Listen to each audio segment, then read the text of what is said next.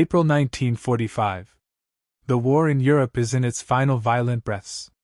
The snow has melted into black mud along roads that once carried triumphant columns of German troops.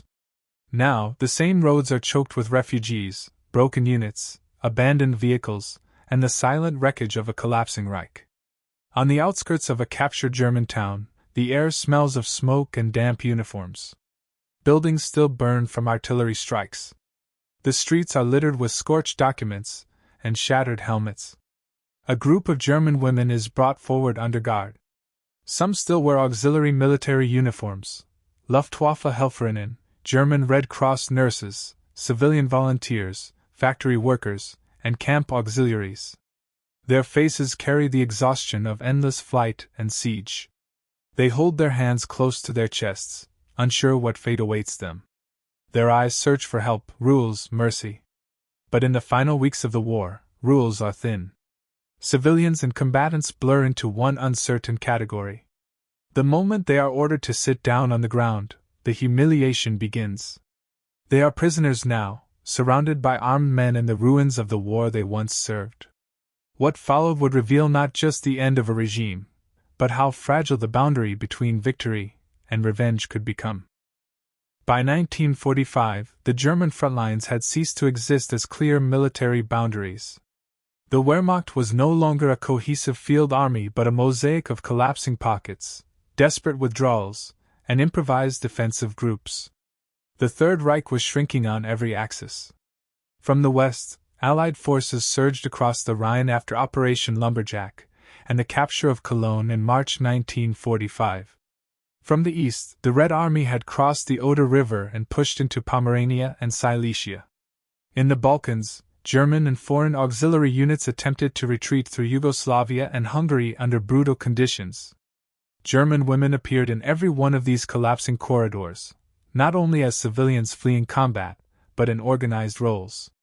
The German war effort had relied heavily on women by 1944. They served as Luftwaffe communications personnel, Red Cross nurses, military clerks, auxiliaries in anti-aircraft batteries, and guards or administrators in forced labor and concentration camp systems. When frontlines dissolved, these women often surrendered alongside retreating male units or were swept up in mass capitulations in cities like Breslau, Berlin, Vienna, Prague, and Königsberg. The situation was legally unclear. Women in uniform were technically military personnel, but many capture scenarios treated them as civilians. The Geneva Convention of 1929 contained protections for prisoners of war, but the provisions were designed with male soldiers in mind. Female combatants were almost an anomaly in international military law, and most armies had no established procedures for handling them. As a result, the treatment of German women depended less on formal rules and more on the specific unit that captured them, the discipline of the soldiers involved, the presence of officers, and the level of chaos in the surrounding area. In the East, the scale of violence was staggering. Civilians and auxiliaries attempting to flee Soviet advances joined columns of refugees stretching for kilometers. Many were captured during encirclements like the Battle of Halby in late April 1945 or along evacuation routes from East Prussia. In the West, thousands of women were taken prisoner during the Allied encirclement of the Ruhr Pocket and the collapse of German garrisons along the Rhine and Danube.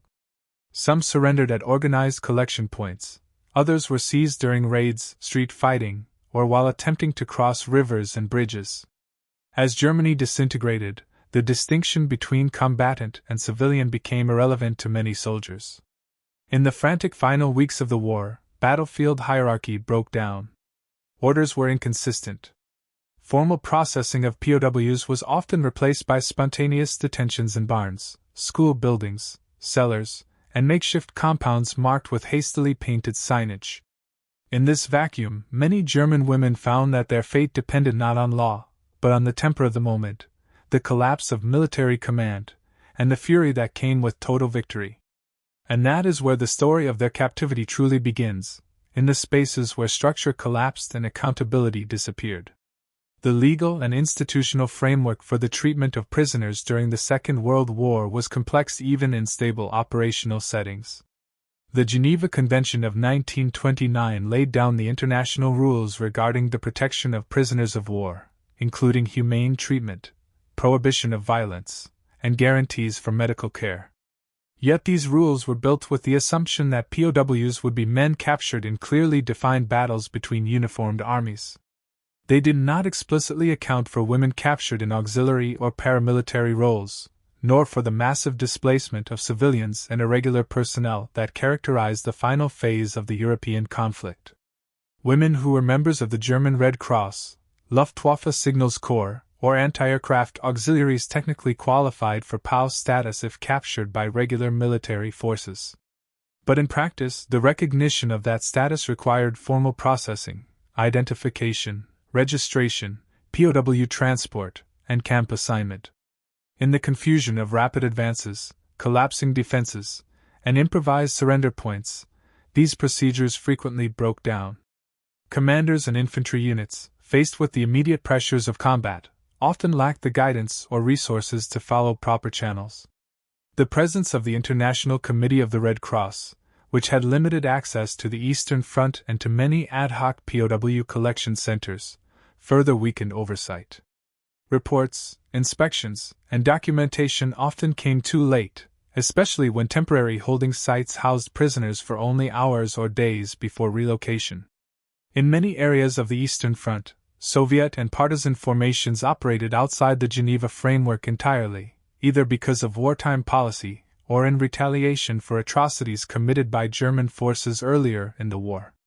In the West, Allied compliance was generally higher, but it was not absolute. Sudden influxes of prisoners during operations like the Ruhr encirclement overwhelmed capacity and triggered improvised solutions. At the same time, German women were not only captured as uniformed personnel. The evacuation crisis of 1944 to 1945 created long streams of civilians attempting to escape advancing front lines. Many were arrested not for combat roles, but because they were discovered near collapsing German positions, accused of supporting military units, or swept up as suspected camp staff. The chaotic collapse of the Reich placed civilians, auxiliaries, factory workers, and nurses into the same legal limbo. As the front lines dissolved, the institutional safeguards meant to regulate treatment failed. Oversight weakened, reporting systems vanished, and no single authority controlled the thousands of makeshift detention sites. In these circumstances, discipline broke down, and behavior began to reflect battlefield psychology more than legal principle. This was the environment in which incidents of humiliation, coercion, and forced submission occurred, not as isolated acts of cruelty, but as the outcome of a war in which rules had become fragile and accountability had fractured. From here, the narrative turns to those who lived through these circumstances, the human experience inside the temporary camps and holding centers where the war's final power imbalance was expressed most brutally. The first accounts of German women held as POWs almost always describe an immediate confrontation with fear. Many of the women had never been in direct combat. They were clerks, radio operators, nursing aides, or factory staff.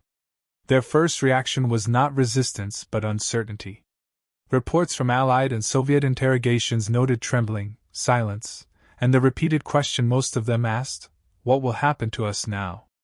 Eyewitness testimonies collected years later described women removing insignia from uniforms, hiding documents, or clinging to personal items like photographs and medals. Humiliation was often felt before any words were spoken, standing in open fields, being ordered to sit or kneel, being kept under guard in barns, basements, and schoolhouses. Yet even in these conditions, small acts of dignity appeared, women helping each other adjust clothing, sharing blankets, or refusing to break down in front of soldiers. The emotional dimension of captivity reveals not only fear, but the desperate attempt to retain identity when everything else was controlled by others. German women ended up in POW custody because the war forced them into the operational landscape of collapsing front lines. Many were captured during mass surrenders of German formations or when retreating columns were intercepted. At Halby, Breslau, the Ruhr Pocket, and the outskirts of Berlin, the presence of female auxiliaries reflected the late war desperation of the German state. Women served in anti-aircraft units defending cities, were stationed at communications centers, staffed hospitals, and provided logistical support to field units. When the German army disintegrated, they were often left without clear escape routes or transport. Surrenders were rarely orderly. Entire battalions would abandon positions, leaving women stranded behind. Others were discovered hiding in cellars when Allied patrols secured civilian areas. In many cases, women were arrested not because of combat actions but because they were suspected of military affiliation. Their capture was a tactical byproduct of the front collapsing faster than the systems designed to withdraw them. The technical structure of POW operations shaped every moment of captivity. Detention sites were not always formal camps. They included school buildings with windows shattered by artillery, warehouses converted into temporary holding points, and fenced-off pastures marked only with wire or vehicles.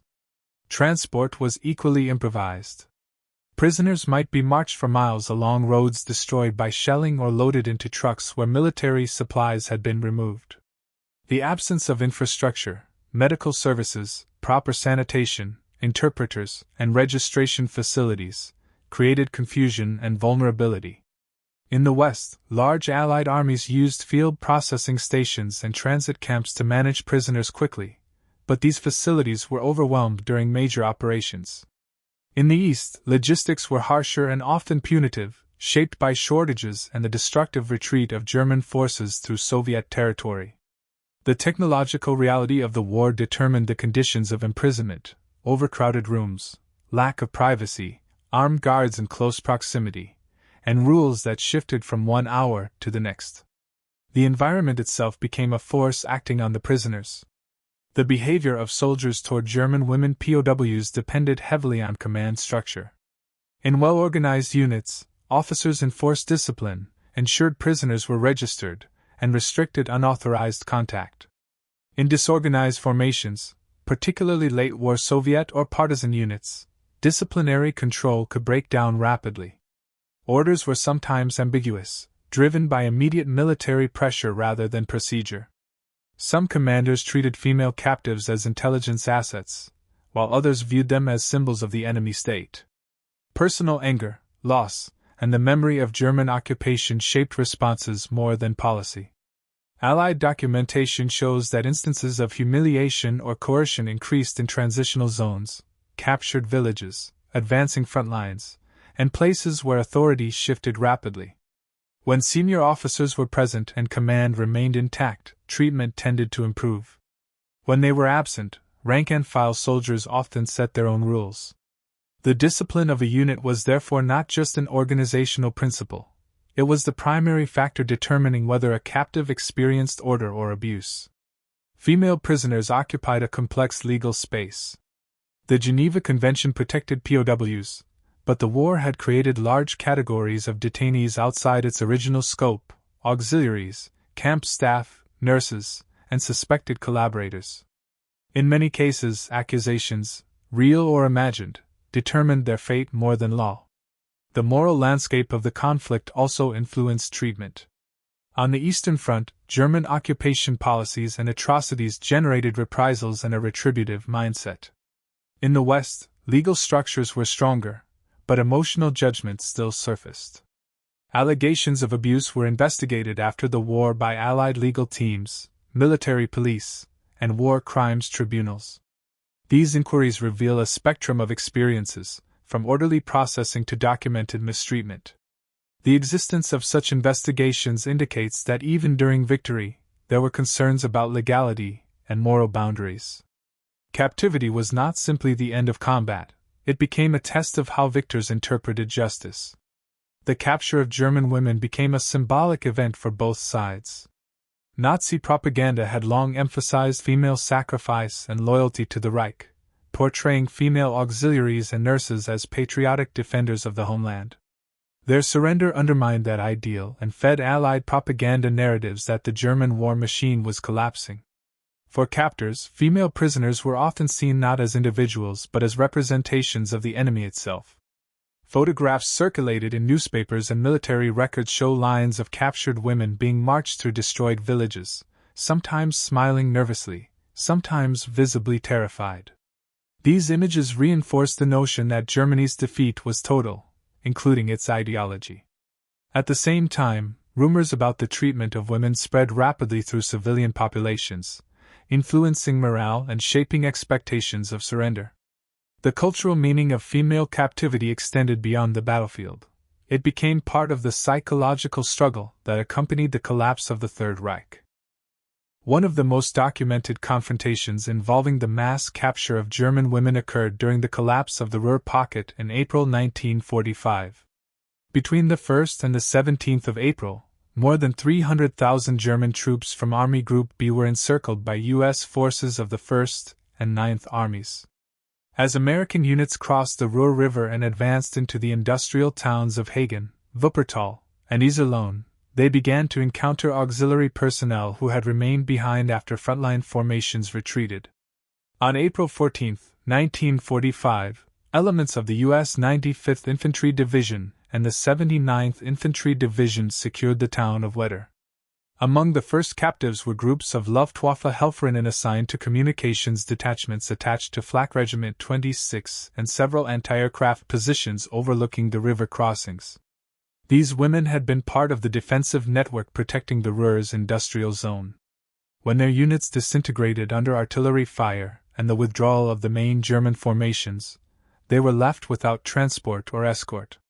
Eyewitness reports and post-action summaries recorded how more than 60 women were gathered in the courtyard of a requisition school building that served as a temporary holding and processing point. The atmosphere initially followed procedure: guards posted, weapons confiscated, and the women ordered to sit in rows on the ground while identification checks were conducted. U.S. military police assigned to the 95th Division Command Post began recording names and unit affiliations, preparing to classify them. It was at this point that the situation began to shift from formal captivity into an incident later noted in after-action reports.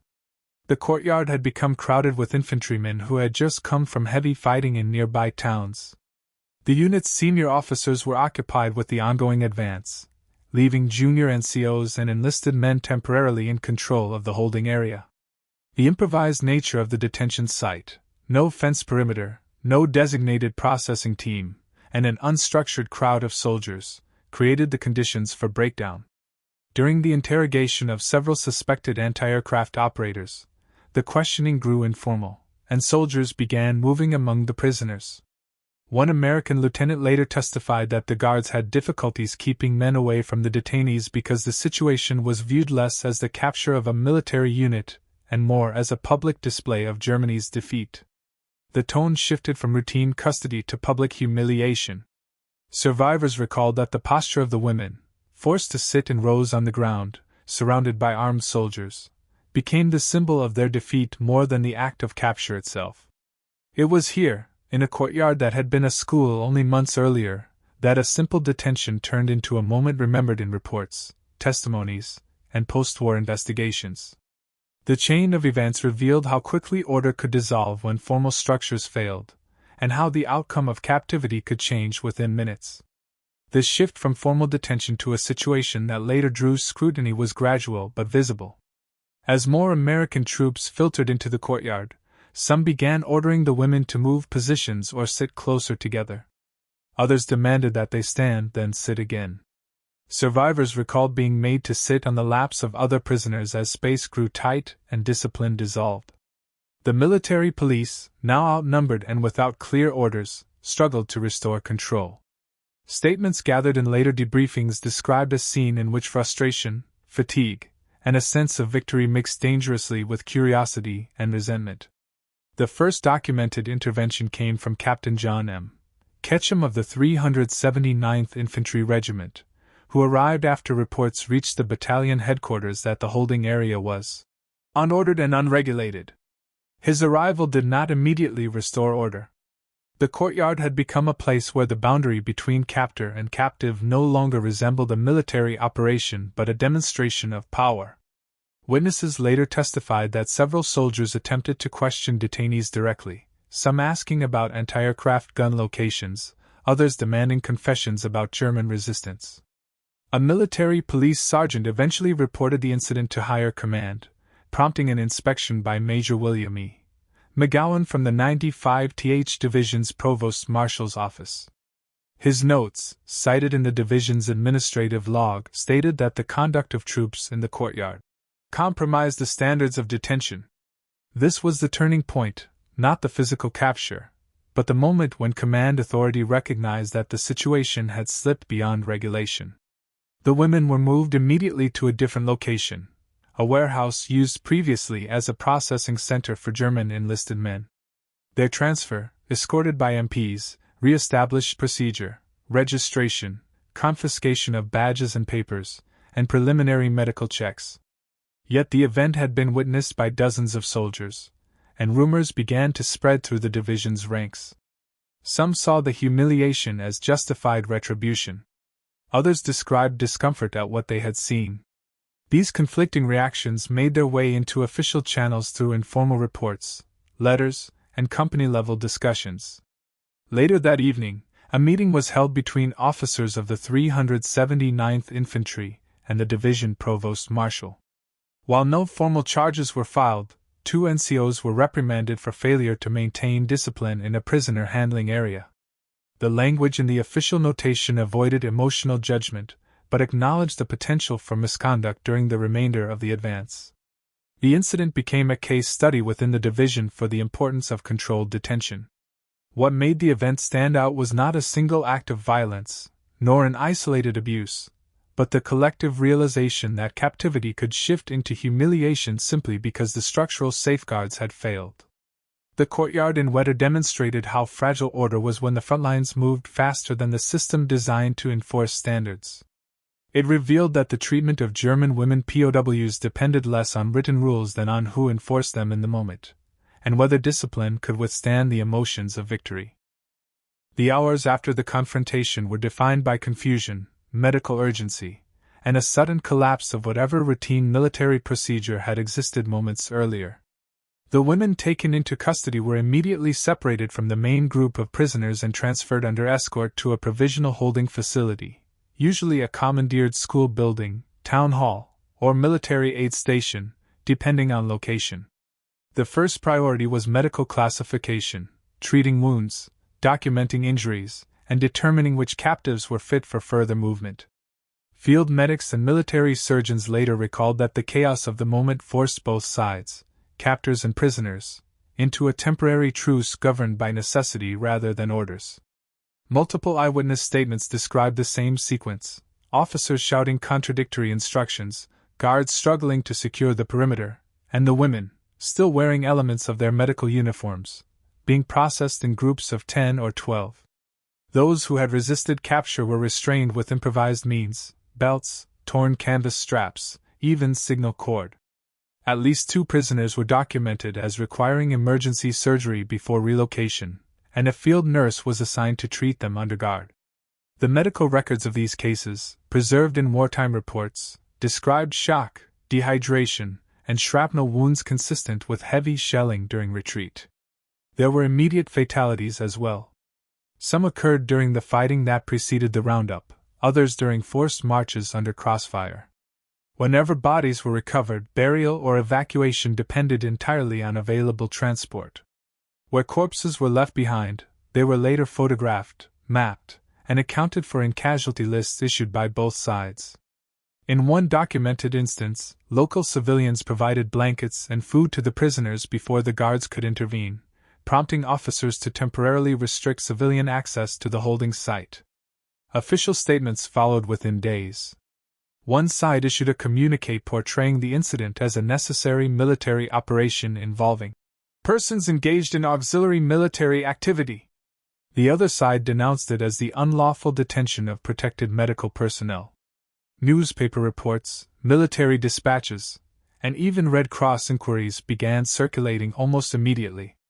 Attempts at early negotiation failed, not because there was no interest, but because either side yet understood the scale of the event or its political value. Transfers began within 48 to 72 hours. The women were loaded into trucks, ambulances, or railcars, depending on the theater, to be moved deeper into controlled territory. Some were sent to established POW camps, Others remained in temporary detention under field security units until command could issue definitive orders. By then, the first photographs and written testimonies were already in circulation, ensuring the incident would not fade quietly into the thousands of wartime captures scattered across the front. The longer-term consequences of the Ruhr Pocket incident and similar events became evident in the weeks and months following Germany's surrender. Once the front stabilized and administrative control returned, higher-level investigations were initiated. Military police reports, division diaries, and Red Cross documentation showed that several officers were formally questioned about prisoner handling, the conditions of temporary holding facilities, and alleged acts of humiliation. While the majority of disciplinary actions were minor, reprimands for lax supervision, temporary removal from command, or written cautions, these inquiries established precedents for dealing with situations where captives' dignity had been compromised. Survivor testimonies collected after the war confirmed that most women were eventually moved to established POW camps where conditions were comparatively better. Organized sleeping arrangements, regular meals, access to sanitation, and registration with the International Committee of the Red Cross. Yet the psychological impact persisted. Diaries, letters, and post-war interviews document lasting trauma, feelings of vulnerability, and mistrust of authority that arose from moments of humiliation during initial captivity. These accounts became critical in understanding how the collapse of formal structure at the front lines directly influenced treatment.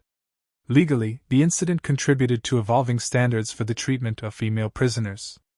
Although no major war crimes trials were initiated specifically over these events, Allied and Soviet inquiries emphasized the need to clarify the status of women in auxiliary and non-combat roles. Reports highlighted that while Geneva Convention protections existed, enforcement was inconsistent and contingent on local discipline. These findings informed post-war discussions on POW treatment and helped shape later revisions of the 1949 Geneva Conventions, which more explicitly addressed the rights of women and civilians in conflict zones. Statistical summaries compiled by the Red Cross and military authorities documented hundreds of female POWs across the Western Front in April 1945, with only a small fraction suffering physical injuries or acute abuse. Official statements cited in division records noted that the majority were processed without further incident, suggesting that breakdowns in discipline were situational rather than systemic. However, the reputational impact, rumors, photographs, and survivor narratives ensured that these episodes entered both historical scholarship and public memory as cautionary examples of how victory can blur the line between lawful detention and humiliation. Ultimately, the aftermath of these events demonstrates the intersection of legality, military efficiency, and human psychology. While administrative structures eventually restored order, the immediate collapse of command and oversight left a mark on those involved. The lessons drawn from these experiences would echo in post-war military doctrine, emphasizing the importance of structured, accountable handling of prisoners, and highlighting the vulnerability of individuals caught in the chaotic final chapters of total war. The story of German women held as prisoners in the final weeks of the war is not a tale of grand strategy or heroic charge. It is a quiet, unsettling reflection on how chaos reshapes human behavior and the fragile boundaries of law and morality. In a courtyard in Wetter, in schoolrooms and barns across the collapsing Reich, the instruments of order, uniforms, regulations, and ranks proved insufficient to shield the vulnerable. Women who had served their country in support roles found themselves subject not only to the power of arms, but to the unpredictable impulses of men unrestrained by immediate oversight. Yet within this vulnerability, acts of dignity persisted. Small gestures, like adjusting a comrade's uniform or quietly preserving personal artifacts, became silent forms of resistance. They remind us that humanity persists even when structures fail. These moments underscore a broader truth about warfare, that victory is often measured not only in territory or surrender, but in the maintenance, or breakdown, of ethical and legal standards. The incident also illuminates the evolving understanding of gender in conflict. Women, traditionally absent from the front line, were thrust into the heart of combat's consequences, challenging legal frameworks and forcing militaries to reconsider the meaning of prisoner of war status.